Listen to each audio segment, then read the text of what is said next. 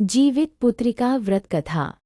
जितिया व्रत में सुनी जाने वाली सुखिया और दुखिया की कहानी। दो बहनें थीं, एक का नाम था सुखिया और दूसरी का नाम था दुखिया। दोनों का भाग्य उनके नाम जैसा ही था। दुखिया गरीब थी और बहुत दुखी रहती थी। सुखिया अमीर थी और हमेशा सुखी रहती थी। दोनों एक ही गांव में रहती थी। दुखिया सुखिया के घर में काम करती थी, साफ सफाई करती थी, खाना बनाती थी और जो खाना बच जाता था वह खाना सुखिया दुखिया को दे देती थी। इसी तरह दुखिया का घर चलता था। समय बीतता गया, दोनों के बच्चे भी थे। सुखिया को 2 पुत्र थे और दुखिया को भी 2 पुत्र थे। जब जितिया का व्रत आया तो दोनों बहनों ने जितिया का व्रत रखा था।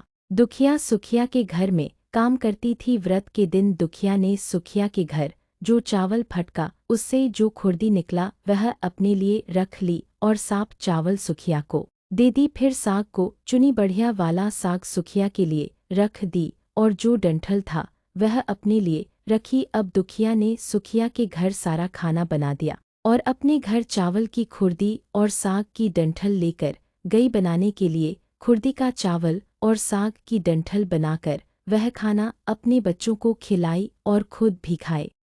उसके बाद दुखिया सोने चली गई। आधी रात में एक बूढ़ी औरत उसके घर पर आकर दरवाजा खटखटा है तो दुखिया पूछती है, कौन है? तब बुढ़िया बोलती है, बेटा हम हैं। दुखिया ने उठकर फाटक खोला और पूछती है, अम्मा आपको क्या चाहिए? इतनी रात में आप यहाँ किस लिए आई हो? बुढ़िया बोलती है, बेटा मुझे बहुत भूख लगी है, कुछ खाने को दे दो। दुखिया उसे घर के अंदर ले आती है और कहती है, हम लोग बहुत गरीब हैं, आज मैंने खुर्दी का चावल और साग की डंठल बनाया है, क्या आप खाएंगे? तो बुढ़िया कहती है, हाँ क्यों नहीं खाएंगे, हमें बहुत भूख लगी है, हम वही खाएंगे। दुखिया अंदर जाकर खुर्दी का चावल और साग की डंठल लाती है और बुढ़िया को देती है खाने के लिए। बुढ़िया खाना खाने के बाद कहती है कि मुझे अच्छे से कुछ दिखाई नहीं देता, इतनी रात के अंधेरे में मैं अपने घर कैसे जाऊंगी? तो दुखिया कहती है, कोई बात नहीं, आप यहीं पर सो जाए, सुबह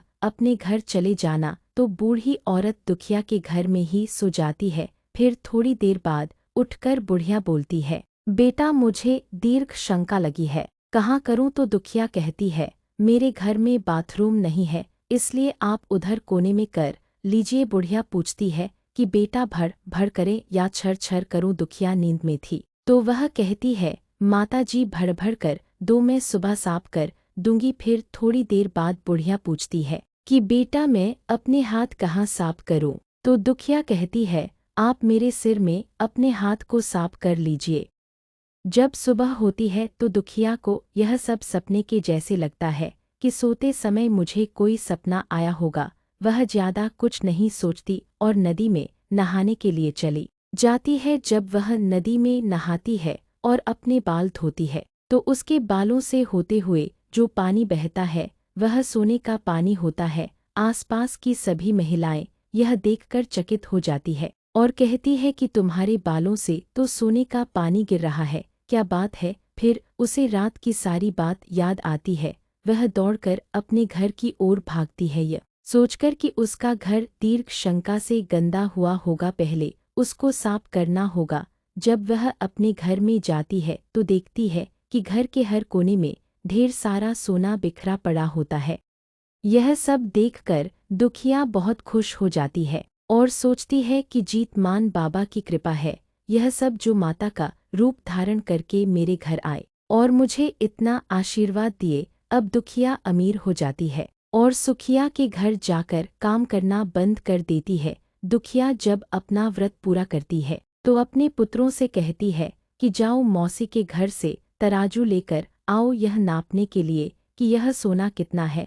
बच्चे बहुत खुशी से सुखिया मौसी के घर जाता है और तराजू मांगता है तो सुखिया पूछती है कि तराजू पर क्या नापना है? तो बच्चा बोलता है, मेरे घर में बहुत ढेर सारा सोना है, उसी को मम्मी नापेगी। सुखिया कहती है, खाने के लिए तुम्हारे पास कुछ भी नहीं है और सोना मापोगे, मुझसे झूठ कहते हो? तो बच्चा कहता है, नहीं मैं झूठ नहीं बोल रहा हूँ।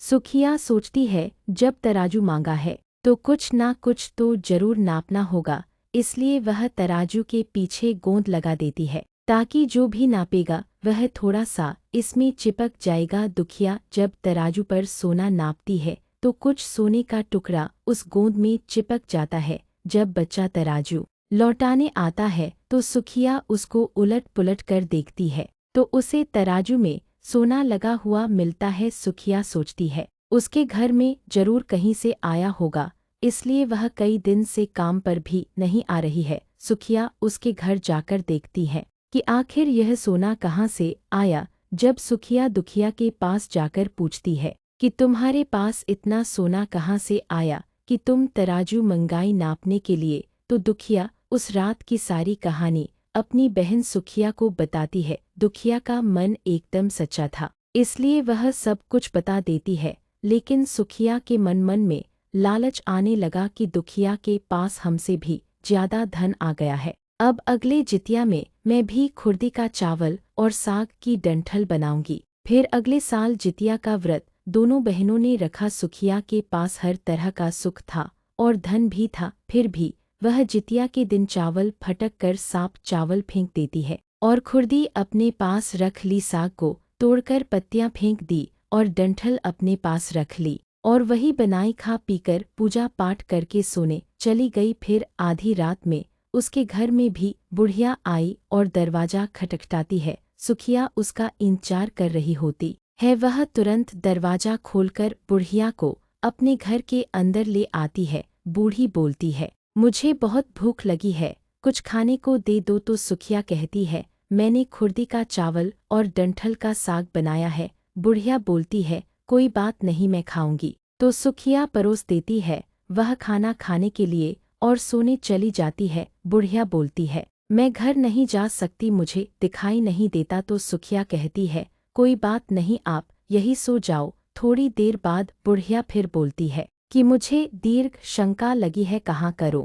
तो सुखिया कहती है, वही कोने में कर लीजिए। फिर थोड़ी देर बाद बुढ़िया पूछती है कि भड़ भड़ करे या छर छर। इस समय सुखिया को याद नहीं आता है कि दुखिया ने क्या बोला था। तो सुखिया बोली, माँ छर छर कर दीजिए। फिर बुढ़िया पूछती है कि बेटा मैं अपने हाथ कहाँ साफ करूं? सुखिया कहती है, मेरे सिर में साफ कर लीजिए।